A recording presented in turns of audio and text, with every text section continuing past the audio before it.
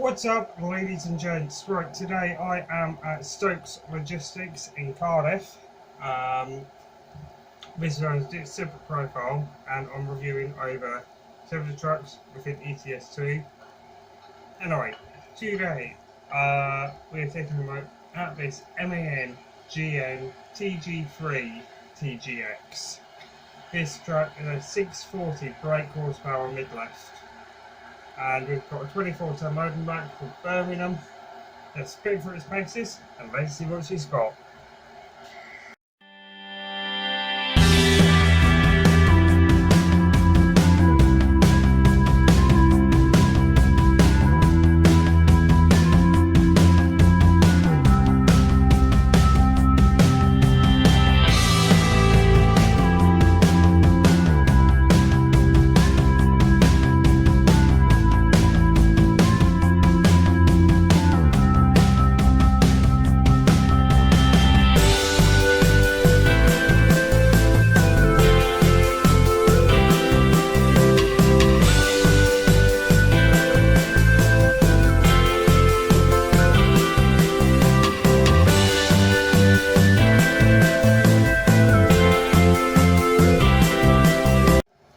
So the first noticeable thing within this truck is you can probably tell that it's all the red lining.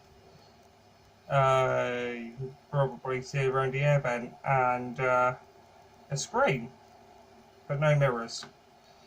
Yeah, this truck's a mirror cam, double bunk, not much in terms of storage.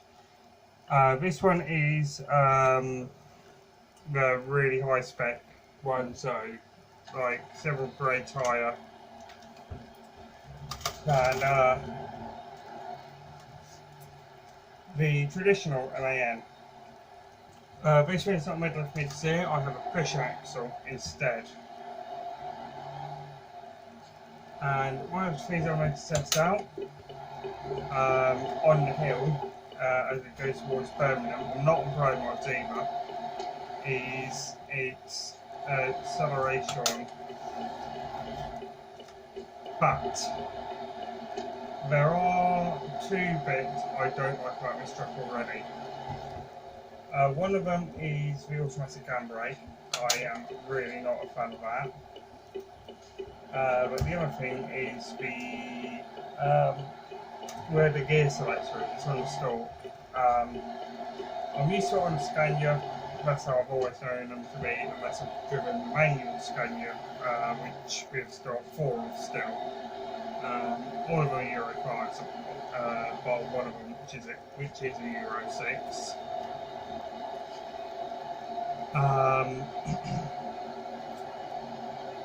Anyway, this truck,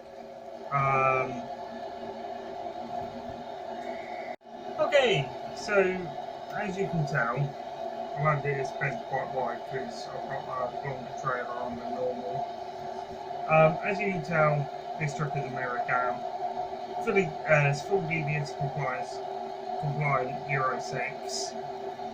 I'm not a fan of where the gear selector is. It's on the stalk. Now this cab is the exclusive cab. There are some downs to it, not many. Mirror cam is one of the things I don't particularly like about it, but that's not my issue because this truck actually comes traditional mirrors and mirror cam, a bit like with the new DAFs that came out, the XG, XG Plus and the XDs, which are replacing over the CFs.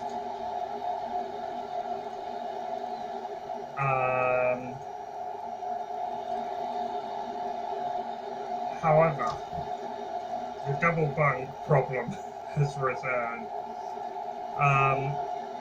Most truck drivers that I know of are what we call solo drivers. So they are trumpeters or day drivers that don't do the 2-up system assist out power of this truck So I'm having a little speed off. Got 24 tons on the back of bottled water.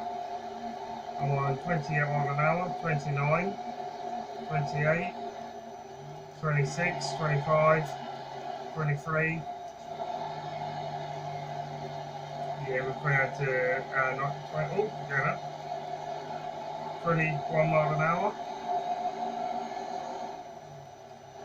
So yeah, that's from a starting position. That is quite a steep hill, actually, I have to admit. Even for the 750 that I had the 20-ton load on, even 750 struggles on that hill, even in manual mode. So, especially from a starting stop.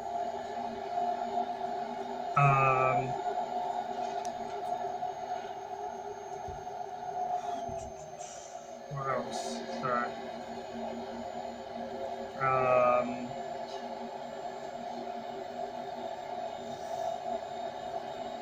the EBS are disabled temporarily because it really is annoying at the moment. Okay, so what are my views so far on this truck from driving it so far? How was it up the hill, which we've just seen in the previous couple of clips? Was a bit of a challenge, but nothing too drastic.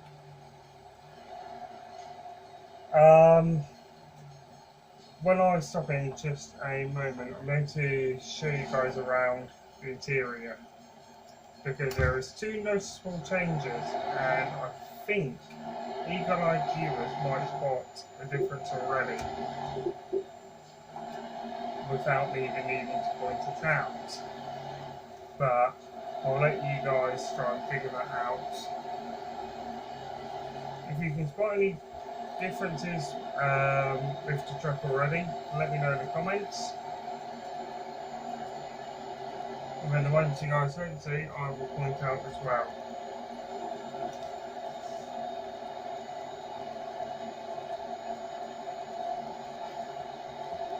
I'll try and get a bit of real-time audio in there as well.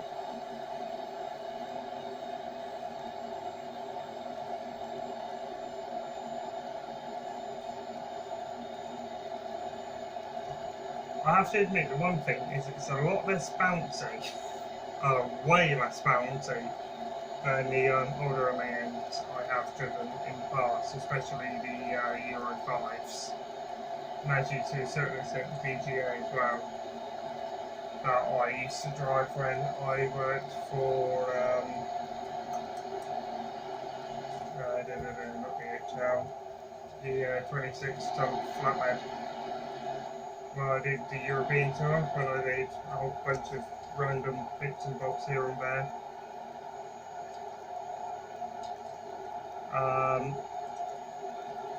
Now I've got another hill coming up, as well as it's on a hill and a sharp turn as well. And this always grinds my ears because I always have put it into manual mode, and so far I haven't found where manual mode is. And I know for a fact I am going to struggle. But we'll see. We'll see how well it can go.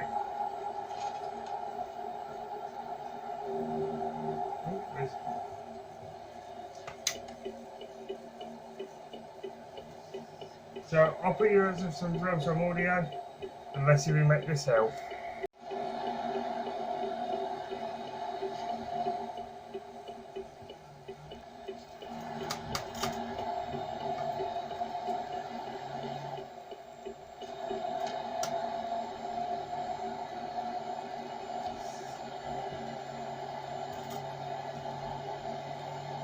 25 miles an hour so far.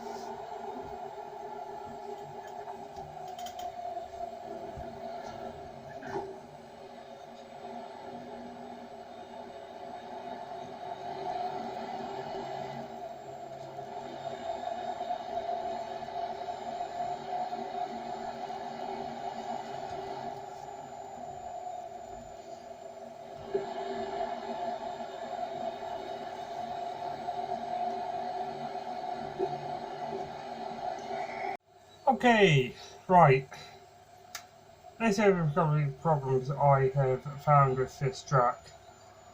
Firstly, what on earth is that blue circular thing on the tacho head?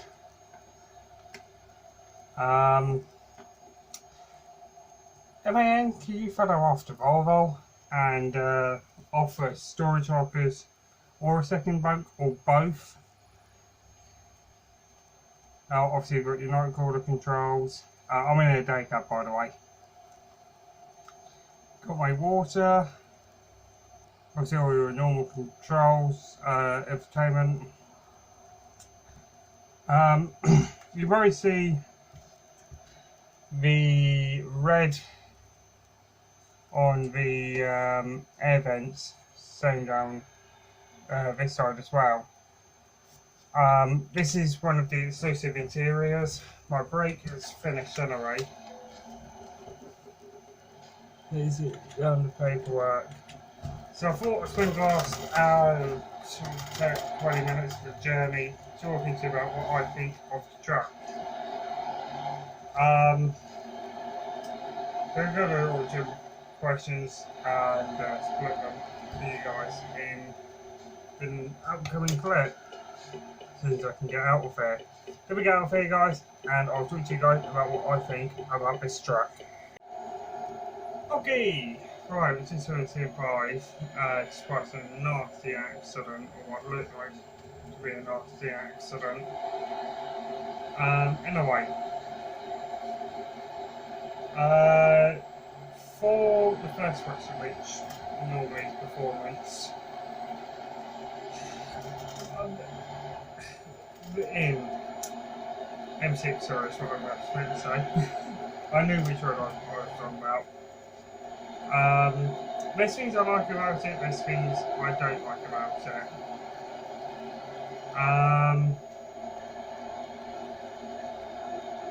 Performance-wise and power-wise, it's obviously 640, so it's a very powerful bit of kit I'm driving. However, obviously as I previously mentioned, the DVS camera not up to scratch. That's something that can obviously be sorted or either left permanently on, permanently off. But overall, for the whole performance, really good workhorse actually, really good truck. Second one is normally sort of what's the spec. This one is high top spec. S series or Slient, whatever it's called now. Mirror cam. So obviously it's really highly built, with some extra features here and there that I haven't quite discovered yet.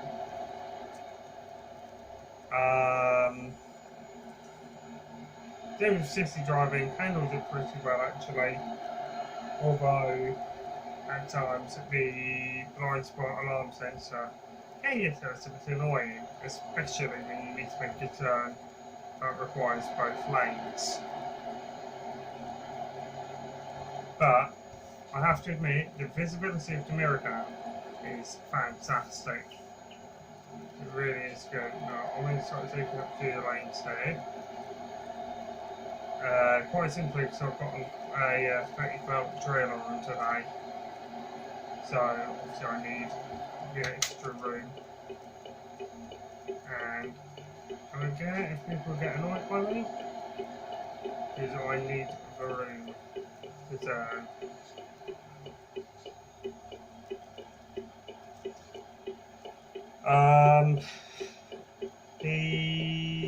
Another thing is that it's a 12-speed automatic, by the way, before I forget. It's capable of hauling up to 50 tons, I believe. Might be 80, I can't remember.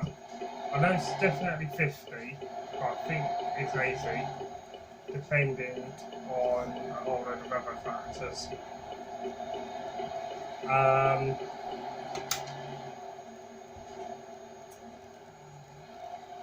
Now, my biggest beef with this truck,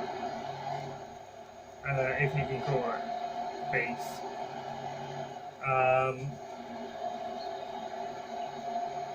will have to be in trying to find flipping reverse.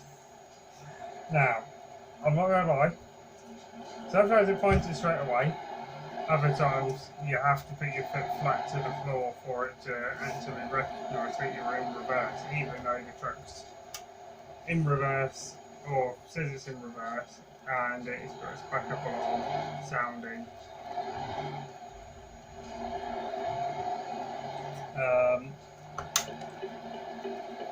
That's another downer of my turn the DVS camera back on.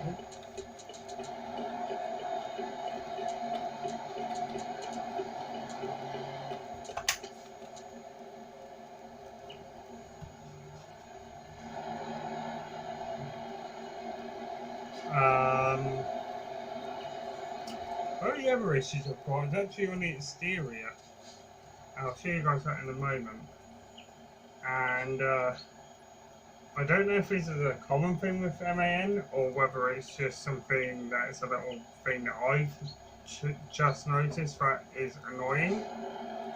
But on the mirror cam, especially when you're in country lanes, because I had to drive this for a couple of days last week, when the DAF that I normally drive for European work went in for inspection. I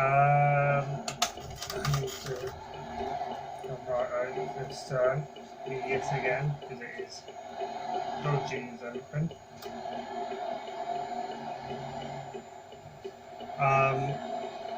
There's no sort of like protective stuff like the Dewsons and TP trucks have. That's something new in 1.48, which I will cover in a future video. Let me see where these guys want these to the cargo. I'll go with you guys in just a moment. Right, so another regular question of this. I've just altered some settings real quick. Now obviously the roads are now wet.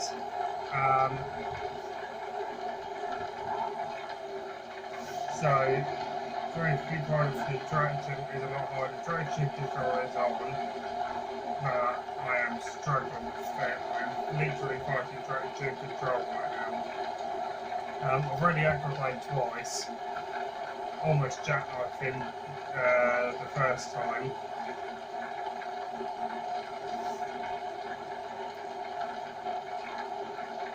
But anyway, the second big problem I have is with the EBS. Even if I am making a turn and it thinks it's something within, I think it's 65 metres of the drive, so 20 something I believe it is, the EBS goes off and slams the brakes on. Really, really irritating. Like, annoyingly so. Both of these ones are fully created. Well, I can tell that because they're both going mega slow.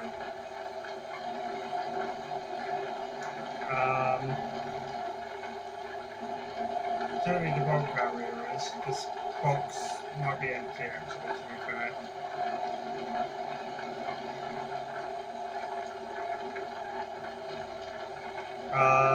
Now, that leads me on to the next question. How did it perform?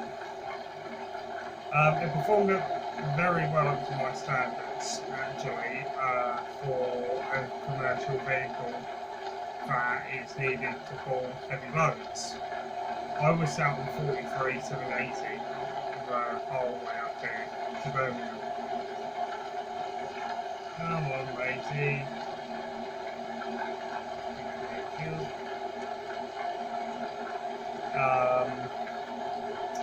Those of you who are wondering what 43780 is so important,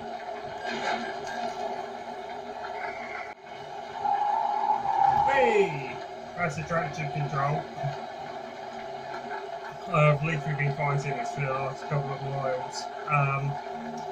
Right, question number 2, which I know I will get asked, is how did I find the performance of the truck?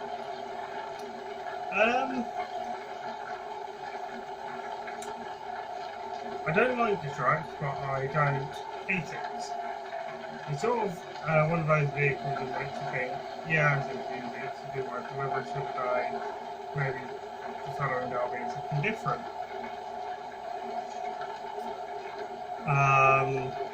And that's the sort of feeling I have with this truck. I don't like it, but I don't hate it. However, I do like the mirror cam sensor things that are related to close moving in things. Let me see if I can alter your camera angle real quick. Sorry, folk. There we go.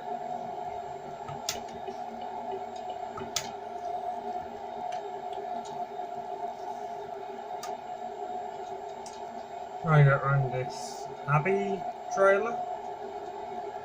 I think it's Abbey, anyway, I'm not sure. Yeah, I don't know if you saw the yellow markers go off there.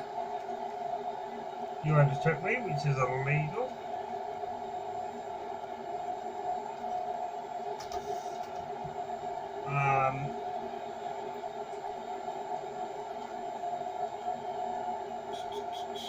Where is that? This is something now.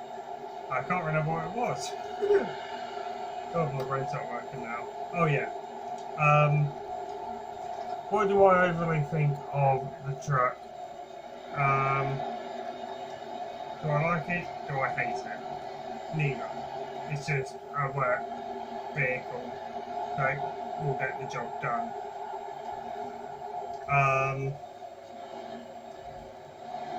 The next one that I know I'm going to go off for sure is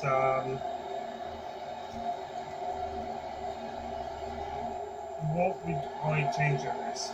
Now this one I'm expecting to go back in the yard because there is a few. Obviously the bulk main one is the bunk, having that replaced to storage lockers. That's my biggest change I would do to the whole truck. In the driver's cockpit, what I can see now would be obviously just device my camera, as I spoke to you guys earlier about. That would be the main one I get sorted. But the other one I would get sorted, like this is a whole game thing, would be trying to code in a DVS, because in real life, those of you who don't know, in London, any commercial vehicle over 7.5 tonne must comply with a DVS and a Euro 6 engine. But that has now gone to all vehicles minus the DVS. Now, for those of you wondering what on earth is a DVS, or a Delta Victor Sierra, that's a direct vision system. So that allows the HGV driver, whether it's class 1 or class 2, to see down the side, their left hand side, their right hand side of the vehicle, where their blind spots are.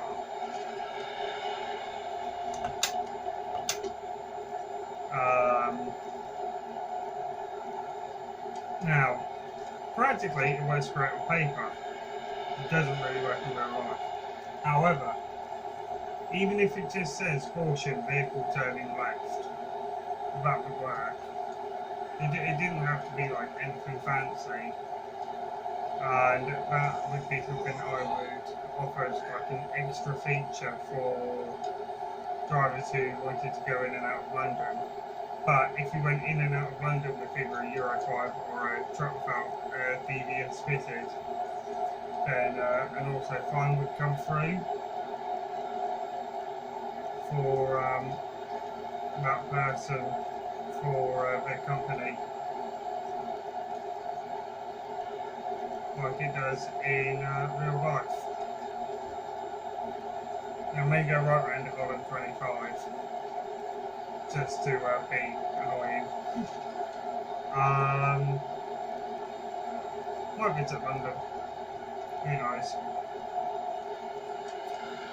Now the next two I can actually talk about in these services, potentially.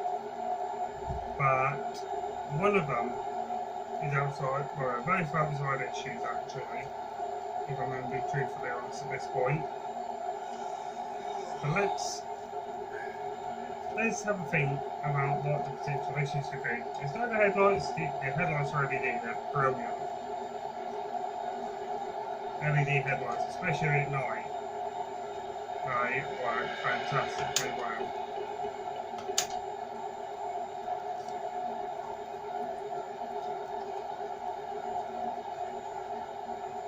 So you're thinking, maybe is it additional lighting?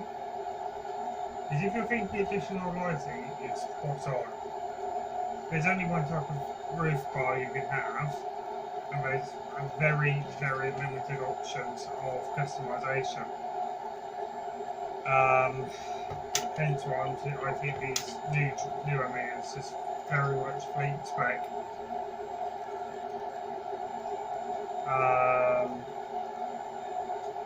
Anyway, moving on. It's also a heck of a lot less bouncy than the TGAs to a certain extent, and the Euro 5 TGXs, I have to admit. Because I know from experience that they are a lot bouncier, and I really did not like it. Even as I got used to it, I still didn't like it. But hey ho.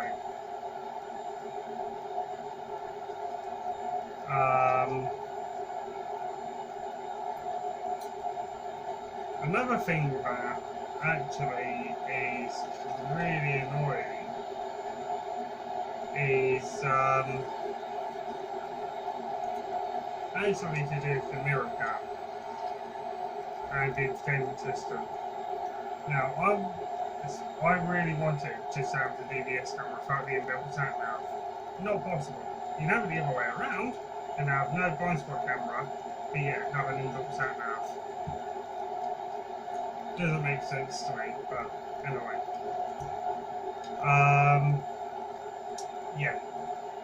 So overall, what do I think? Throwing in truck for heavy haulage and for getting your day-to-day work done. However,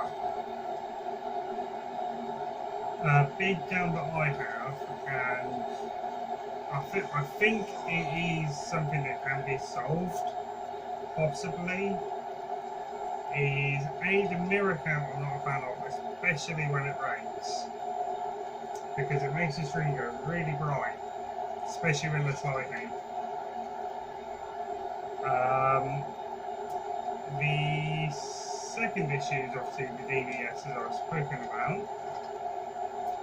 Obviously the bunk is the third issue. Fourth issue is exterior, which I will take you to in a moment when we get to the serial indices, to Clackett Lane to be precise.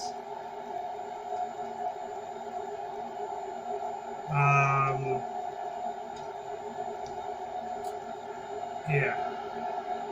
I might have a bit lost for words for the next problem I'm going to show you, because as much as I like this feature, it's annoys the crap out of me, especially having traction control when it's wet and you're empty, because you're fighting it. But weirdly, that's not the major problem here. The major problem is actually with the mud flaps. They sit really high, like stupidly so. And yeah, it sits in such a way of where they don't actually work for what they're meant to do. This spray suppression guards is what their technical name is. And yeah, they really don't do their job when they're sitting so high up, or when they do it very well anyway, put it that way. So yeah, that is my thoughts on that. Suspension wise, up, down, on front and back. It's front axle air ride as well actually, I forgot to mention earlier, which makes driving this way more comfortable.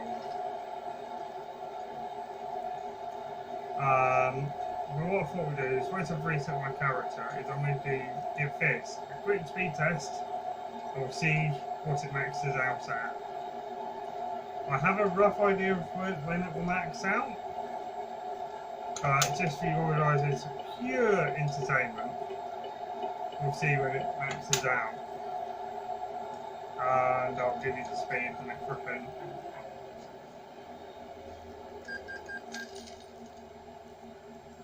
So I'm looking forward to doing that. So I'm going to take the limiter off and preset my character, and let's speed test this thing. But of course, that's going to be for another video. But anyway, thanks for watching this video, guys, where we review this truck. What do I like it? Do I hate it? I don't like it. Don't hate it. It's just there to be used as a work vehicle. It's very, very powerful, which is a really good thing about a truck, especially when you're doing heavy haulage, or you're doing TPM work, hauling 20 plus ton on your trailer. It's fair to do a job, and it works. Obviously, as you can tell, you've got the red air vents. If I jump outside real quick before it's too dark, I don't know how well you guys can tell, but they've got the red within the grille as well, which looks really, really cool actually. Individual Lion S is what it's called. But yeah, one's on the side. This went to TGX 640, 26640, which means front axle can hold 26 ton, which is what I thought it could hold. So yeah, that is it, sending an Ordnance Bride. It's not a truck I love, but it's not a truck I hate, and it does the job fantastically well. Thank you very much for watching, ladies and gents. I really do appreciate it. If you have any comments, queries or concerns, let me know by commenting in the comment section below. Until next time, guys, keep safe. I'll see you all next time. Take care. Bye bye.